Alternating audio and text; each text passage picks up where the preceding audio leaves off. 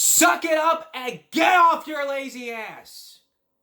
I have to be a bitch or you will fail. The ladies love me. Don't you want to look like this? Stop being such a lazy fat ass. It's my job to keep you from getting fat. Quit crying like a baby. If you were listening to me, you would be in better shape. You fat ass. What if those words and phrases were used to help you motivate yourself to get you to lose weight? 'Tis the season for fat. 'Tis the season for gaining weight. The holidays are here, one holiday down and one holiday to go. That's Christmas. And that time of Christmas, everyone's all chowing down on chicken. Great. Pop better macaroni and cheese. 'Tis the season for eating. Sleeping. What if you could eat less during the holiday season? Like what I did. I went for seconds and didn't eat anymore. There are ways to lose weight.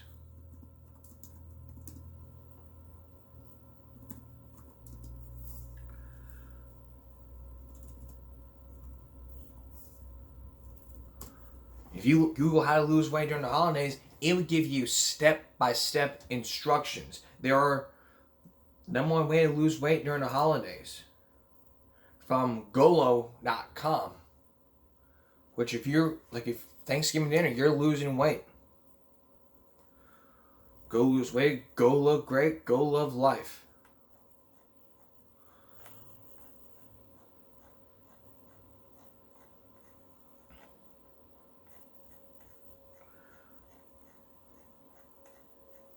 I can find the steps.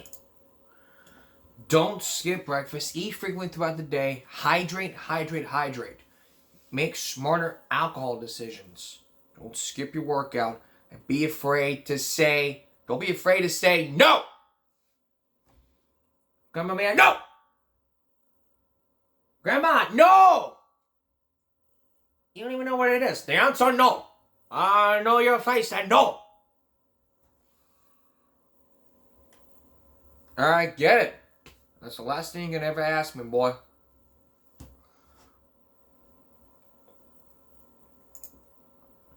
There's also 20 tips to help this happen. Be active with your family and friends. Snack wisely. When treats are easy access, you're more likely to snack unnecessarily. Watch your portion sizes. Those who eat large portions tend to gain weight more easily than those who don't. Control your portion sizes or use smaller plates. Practice mindful eating. Get plenty of sleep. This is because those who do not tend to sleep tend to be hungrier, consume more calories, and exercise less. Control your stress levels. Keep meals balanced with protein like chicken, fish, and beef. Focus on fiber. Cut back on taste testing. Bring a healthy dish to share. Limit your dessert intake. No more of that ice cream. Limit liquor calories.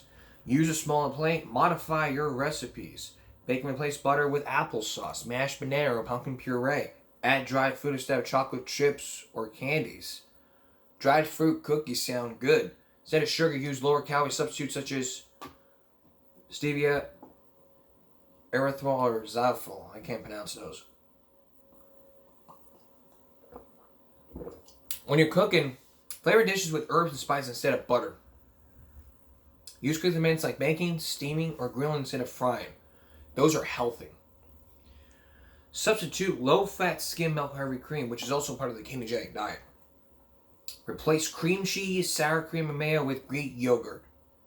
As for beverages, flavor your treats with extracts like vanilla, almond, and peppermint instead of butter and sugar. Use club soda or sparkling water in place of sweetened beverages like Hawaiian Punch, Coca-Cola, Dr. Pepper, whatever. Flavor drinks with freshly squeezed lemon or lime rather than sugar. Cinnamon can also add flavor to holiday-themed beverages. In daily-based drinks, use low-fat skim milk or replace a heavy cream. Weigh yourself regularly. Use the buddy system. Avoid processed foods. Boxed mashed potatoes and stuffing are more available than ever. Plan ahead. Skip the seconds. And draw the line. But the bottom line is, if you're intelligent, you may find you're not only preventing weight gain, but even lost weight during the celebratory season. It's also a point to be where you have to do a sit-up or two. Because during the holiday season, many people have an "I'll start tomorrow" mentally, which can enter prolonged unhealthy habits. Draw the line. Or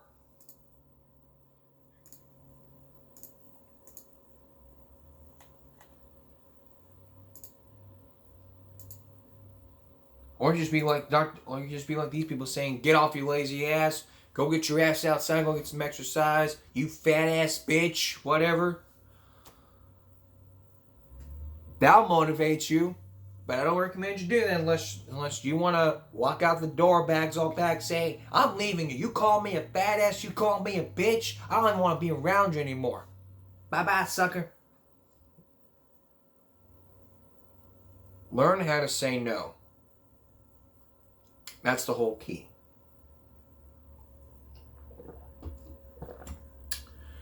Coming up next, still ahead, how is Brandi doing? We'll walk you through the process as she challenges herself as the brain starts to rewire. But next, there's possibly another school threat happening, and lots of parents don't know what to do. We'll tell you. Stay with us.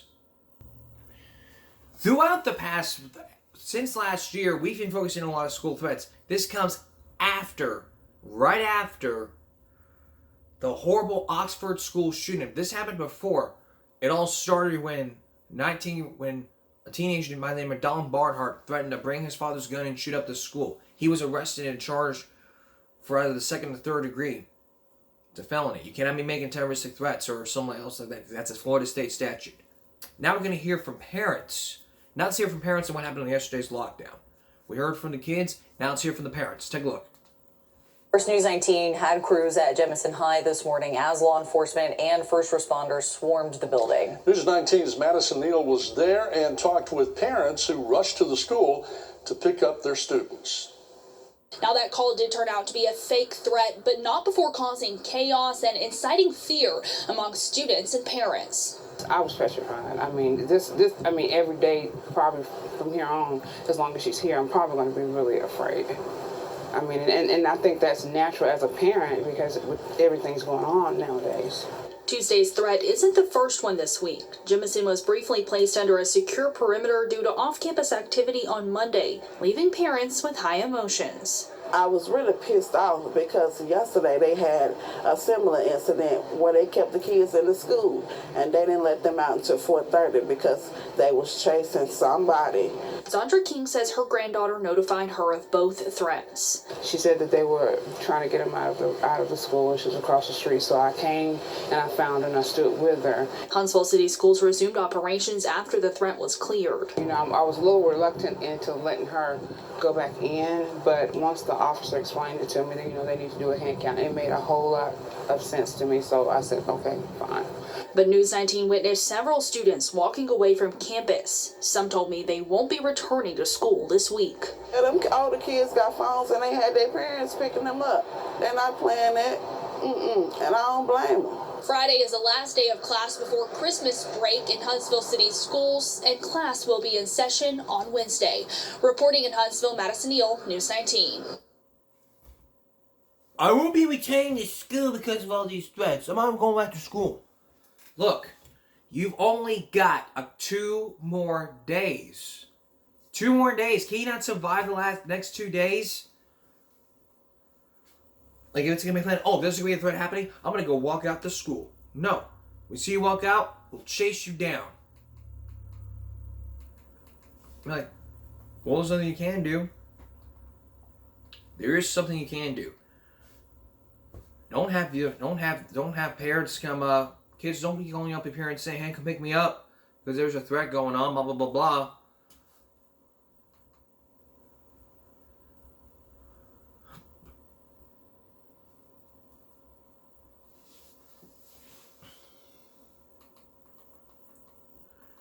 and this and this. So when the only thing that's happening here is that, let me tell you something. An old friend of mine from school, if he didn't get what he wanted, he'd call his dad to come pick him up. And as I was hearing this, my mind's just going crazy. Like, really? You're gonna call your aunt because you didn't get what you want? Or call your grandma or whoever?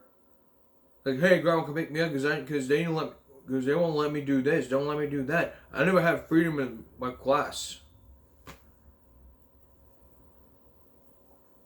Look, education is very important. We all have to go to school because what we need to get is an education.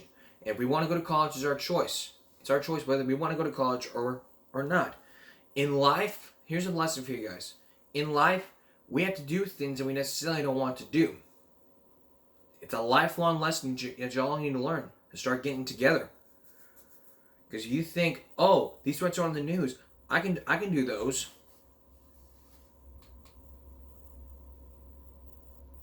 And now yesterday, a lot of parents in North Alabama are feeling uneasy about sending their kids back to school today.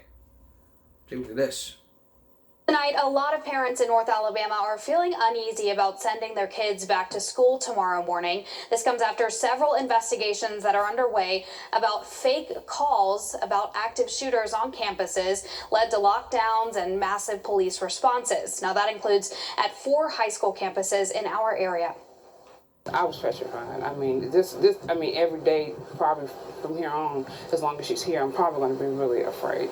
Students, teachers, and parents at 4 North Alabama high school campuses are now coping with false reports of active shooters Tuesday morning. This is what keeps you up at night. You know, you worry, you pray every day to make sure that your kids are going to be safe.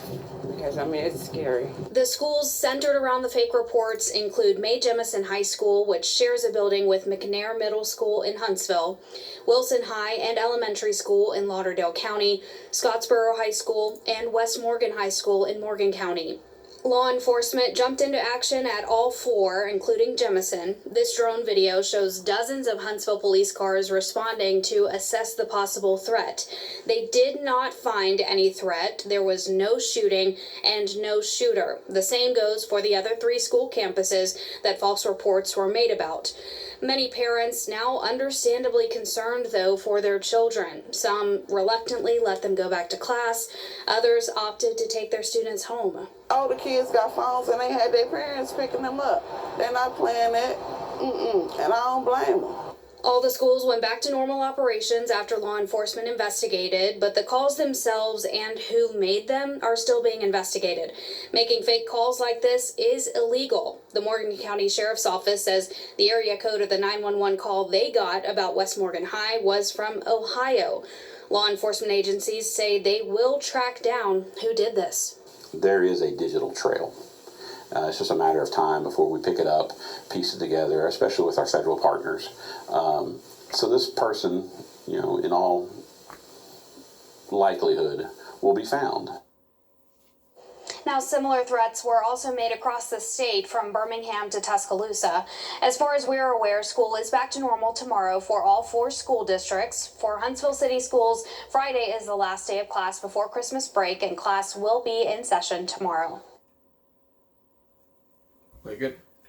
So, again, you only got 2 more days. You got today, you got tomorrow, and you got half of Friday, and then you're done. But planning your phone, calling your parents, saying, "Hey, come pick me up." If it's the choice of your parent, like kids have to listen. If it's your parents' choice to say, "I don't want you going back to school because I feel there's gonna be another thing happening, this and this," that's the parents' choice, not your choice. You're still minors out there. You're still kids. You don't have the capacity to make that own decision. Your brain isn't through growing yet. It stops growing at 25, and the last part of your brain is the part that helps you make decisions. Because you're still young. After 25, your brain stops growing.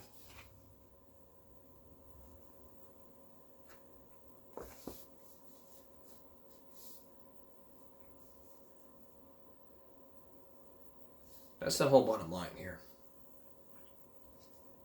Let's go to school, let's get our education, let's get jobs, and let's move on. This is not the way to do it. Ain't the way to do it. There's more when we return. Brandi has just gotten her left side of the brain removed. I mean, the right side of the brain. Which is half her brain. But how will she struggle? Deborah Roberts concludes Brandi's miracle. Stay with us. Over the past 2 to 3 days, we focused on the hemispherectomy. Now, for those who don't know what it is, it's a procedure that removes half of the person's brain because of those seizures. It's a rare syndrome called Rasmussen syndrome. It only happens when a part of the brain is seizures. If it's left unchecked, these seizures can be out of control. We focused in on one person named Casey Caves who had surgery at the teenage years, but she was not a little kid. She was a teenager. Now, if she was a little kid, she would be able to speak. But during Casey's after that, she lost her ability to read. What about Brandi?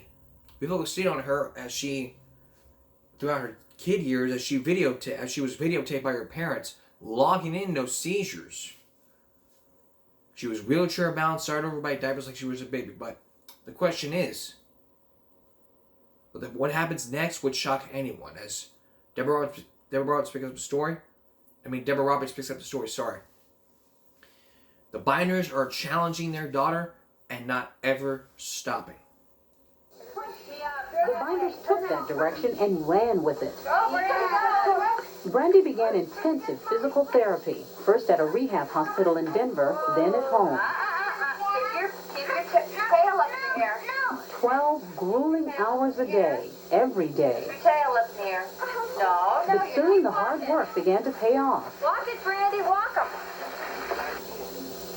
She started challenging herself, and anything she would do, 1 step, 2 steps, she would get all excited and say, hey, look at what I can do. And that attitude has never changed. The Binders were witnessing the miracle of the young brain. As it develops, a child's brain is full of activity, making trillions of vital connections and expending twice the energy of an adult brain. Amazingly, Brandi's active left brain was now taking over functions from the missing right side. It is very malleable. It can reroute, it can form new pathways. Dr. Harry Chugani, a neurologist at Wayne State University in Detroit, is a leading researcher in the study of the young brain. Certain functions are reassigned. New fibers, new tracks, new circuits can be set up and established in response to the injury. So a young brain can reorganize? Absolutely. A right hemisphere. For example, Dr. Chugani showed us brain scans of a child who, like Brandi, had a right hemispherectomy. The first image shows how the remaining left brain, seen on the opposite side in the scan, is activated when the patient moves his right arm, which is perfectly normal. But what's incredible is that the left brain also registers activity when the child moves his left arm.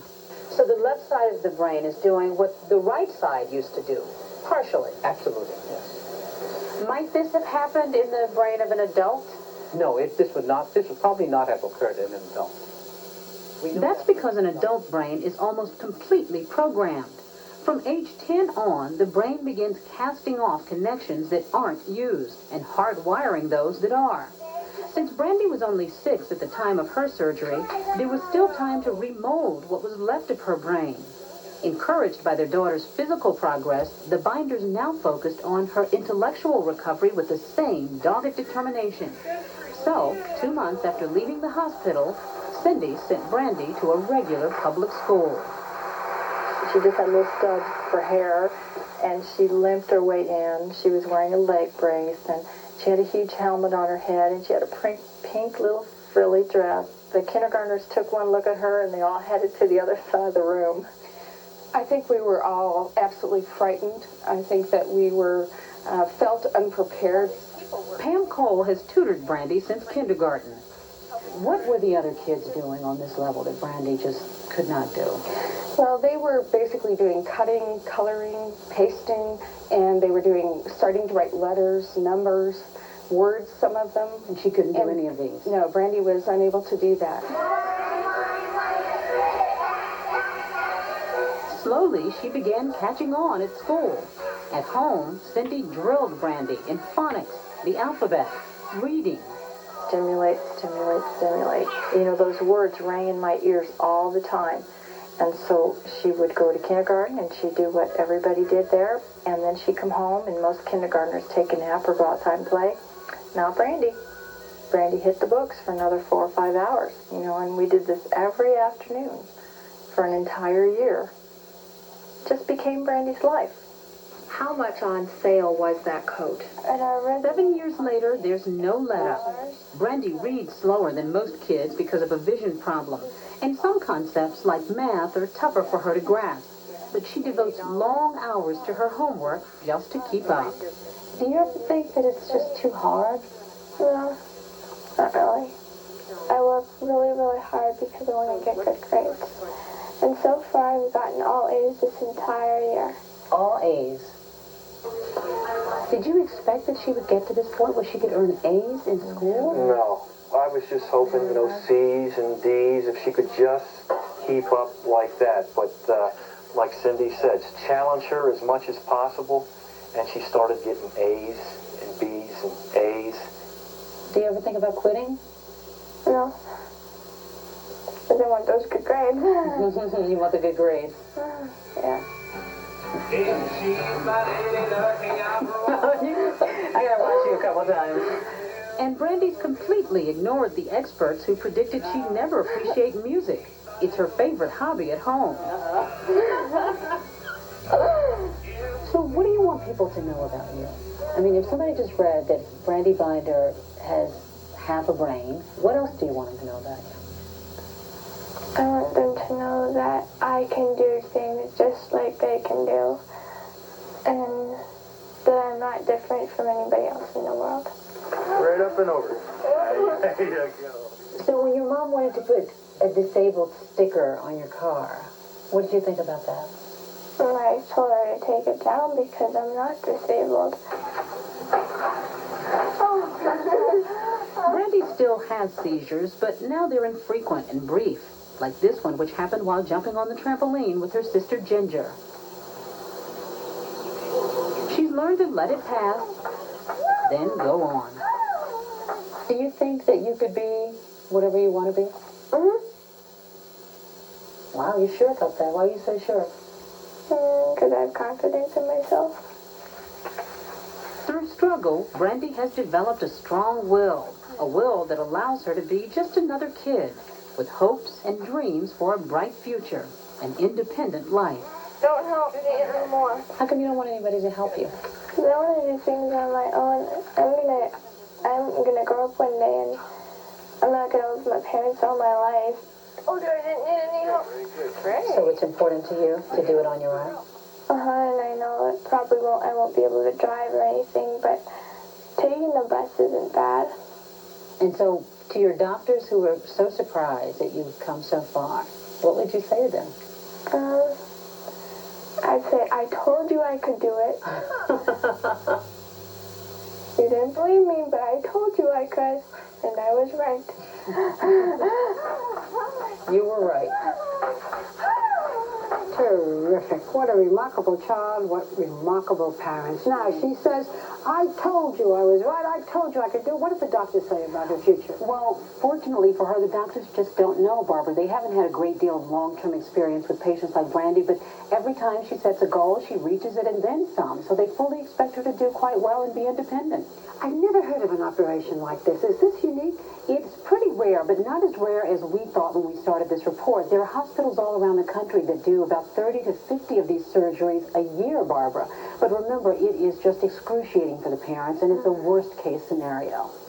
And look what has come out of it. Because science has taught us it's all about the brain. Probably in the near future, we'll update you on Casey Kames from the doctors, and we'll see how she's doing. But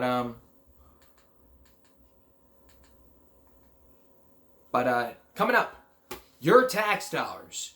That income season is coming, and someone from jail is stealing your tax dollars. Josh Mankiewicz will answer that question. Stay with us. Next year's tax season, do you hate those tax income returns? You're about to meet someone who loves doing it and he's stealing your tax dollars from jail. What is the IRS doing about it? Here's Josh Mankiewicz.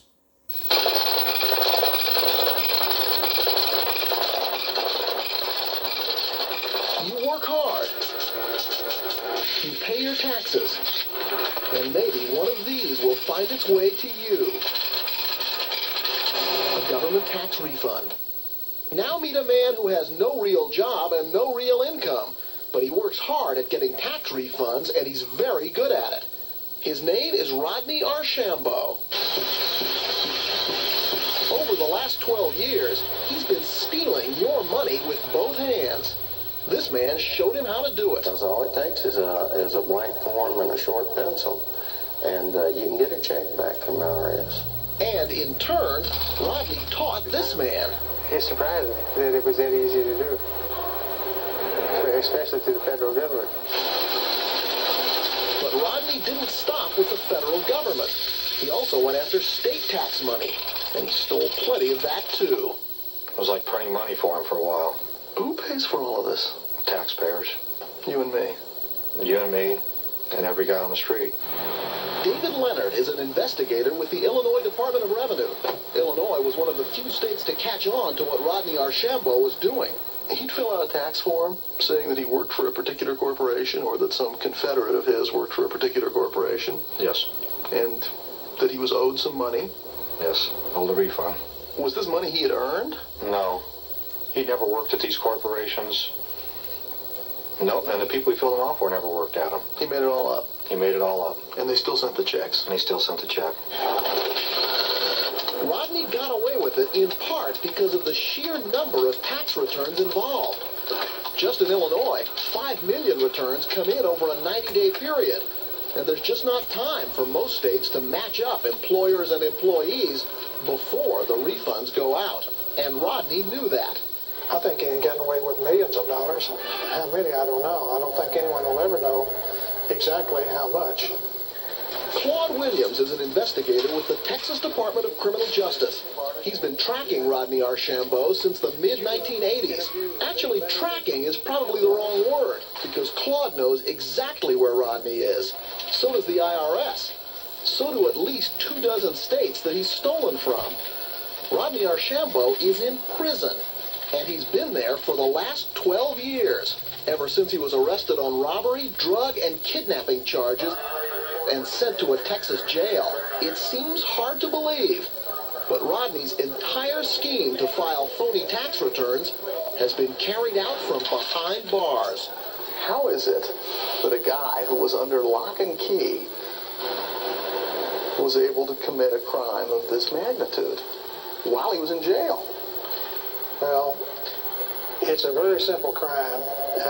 It's easy to do, and it's easily done through the mail. It can be entirely done through the mail.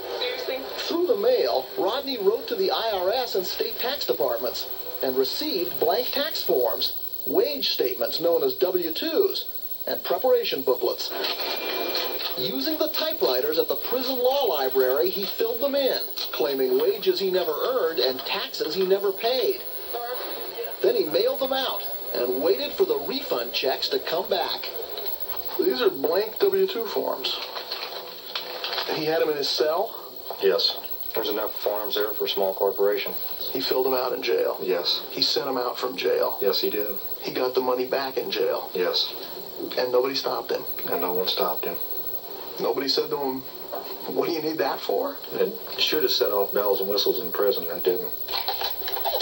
Prisons routinely screen all inmate mail for drugs, weapons, or escape plans, but not for tax forms. And Rodney wasn't the first inmate to figure that out. It was raining money. 15 years ago, Paul Young discovered that bogus tax returns bring in real profits. Money started coming in, and it looked like that there was going to be no end to it. What was the attitude of the inmates when the checks started coming in? I mean, they must have known. Wow. They must have known it was illegal. Yeah, they knew it was illegal. Of course they knew it was illegal. And could add time to their sentences. Right. But if they're already doing 99 years, what are they going to add? In Young's case, it was another 15 years. It was Young's scheme that was passed on to Rodney Archambault. And it wasn't long before Rodney was sharing his good fortune with other inmates. I know how to do it. He showed me how to do it. Owen Smith met Rodney in Houston when both were small-time crooks. Soon, Rodney was showing Owen how to commit big-time fraud. What came my way might have been up close to 100,000. What also came his way once he got caught were 3 more years in prison. Claude Williams of the Texas Department of Criminal Justice says Owen Smith and Paul Young weren't alone. The number of inmates involved grew like a chain letter. When I was investigating it, I had a list of over 400 people that was involved in the scheme, and the only thing that I was investigating was the Texas Department of Criminal Justice connection. Hundreds of inmates? Hundreds of inmates. And they had a manual, a kind of roadmap to greater larceny. We won't read you all the steps, but they're simple enough for anyone to follow. Step 1, ordering forms. Step 2, ordering employer identification numbers. Step 5, preparing your 1040 long form. Step by step. Can't miss. Check no on the presidential election campaign fund. Check the very last entry on the last page. That's all you need to know. Good luck in f***ing the government out of their money. Is that what he did? That's what he did. 10 years ago, Claude Williams tried to make a federal case out of it. What happened after you contacted the IRS? Well, initially nothing. This was federal tax money this guy was stealing. Why didn't they jump on this? I think they were embarrassed by being beaten by inmates sitting in their cell using the mail to make a lot of money. There's no glory in prosecuting an inmate that's already incarcerated. It may be that the IRS is embarrassed and doesn't want to talk about how easy it is for federal and state prisoners to get their hands on your tax money. We asked the IRS for an on-camera interview, but all we got was a letter telling us that Rodney Archambault was eventually caught, tried, and convicted. The IRS also claimed they're getting better at detecting refund fraud. But in Rodney's case, they didn't lock the barn door until at least $500,000 were gone from federal and state treasuries. By 1988, when the IRS finally came after him, Rodney had been at it for 5 years. They couldn't get the money back, but they hit Rodney with a 25-year sentence. That didn't stop him. While he began his scheme in a Texas jail, he kept it up at each stop in the federal prison system. From Memphis in 1989 to Phoenix in 1990, Lompoc, California in 1991, to Leavenworth in 1993. By then, Rodney had said goodbye to federal tax fraud and moved on to state tax departments, multiplying his potential for profit. At the time, 40 states had an income tax. The Treasury Department's not going to run out of money.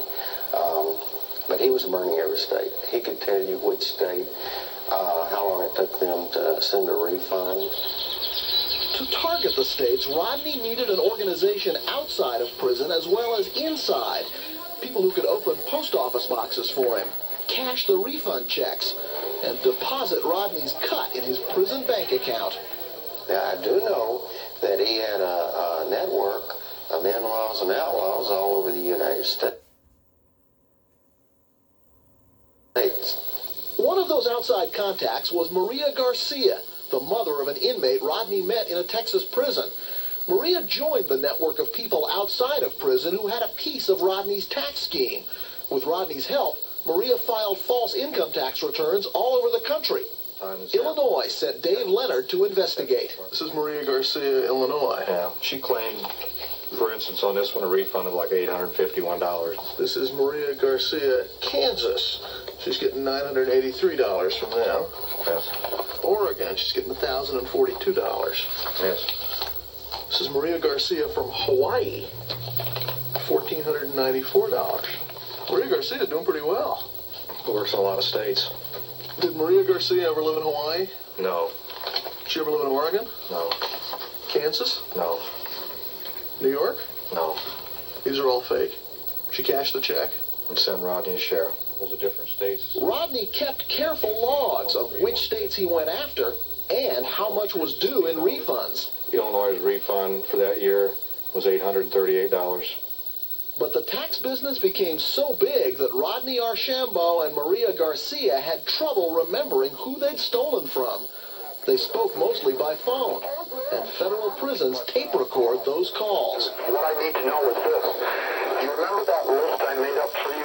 Do you still have that with all the ones we did? And which one do you think I can do right now on you, for example? I remember I told you I had Kansas, West Virginia, and I think I got Delaware, I think Ohio, New York, South Carolina, Hawaii, and I got a Utah, Minnesota, Maryland, and I think I'm in Maine. Which ones did you have problems with? We had problems with Rhode Island. Even though the Bureau of Prisons monitors inmate conversations, somehow no one figured out what Rodney was doing. He filed another 5 years of phony returns from his prison cell.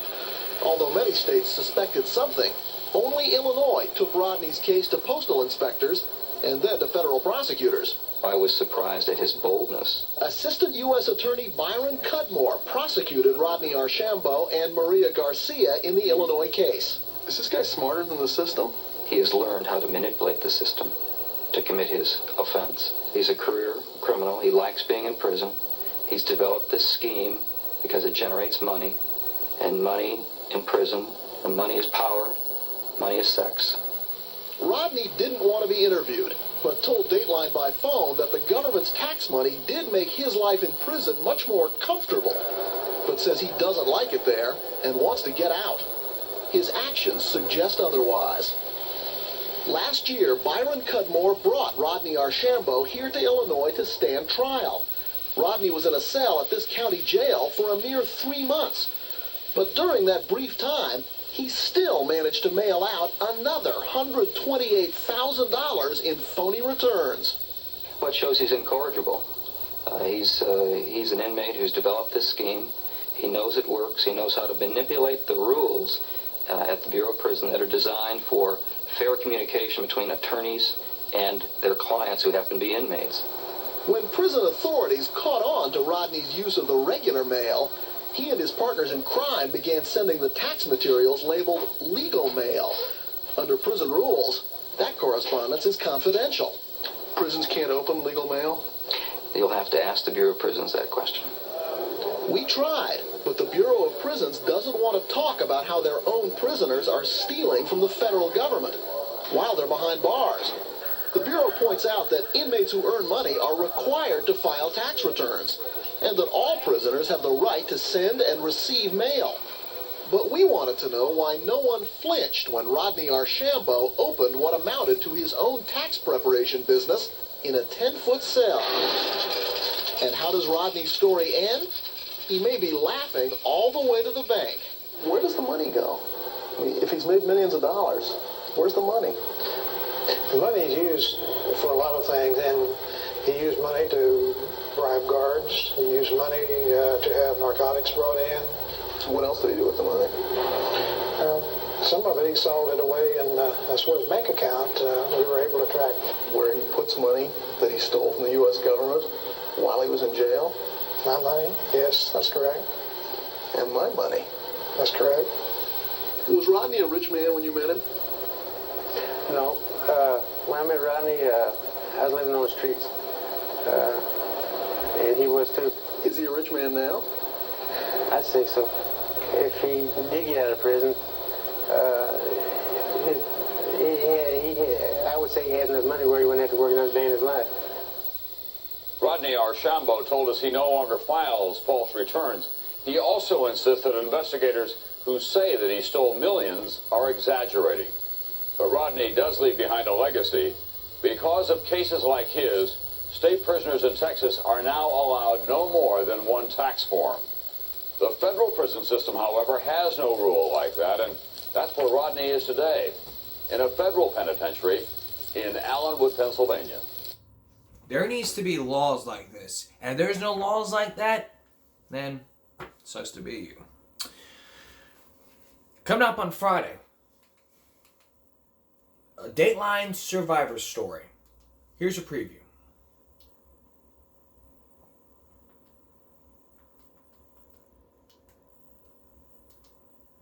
hunters became the hunted. I feel bad to this day. I'm always going to feel bad because we knew there was grizzlies. I knew there was grizzlies there. A half-ton of terror that can kill a horse with a single blow. What chance would a lone teenager have against a grizzly bear?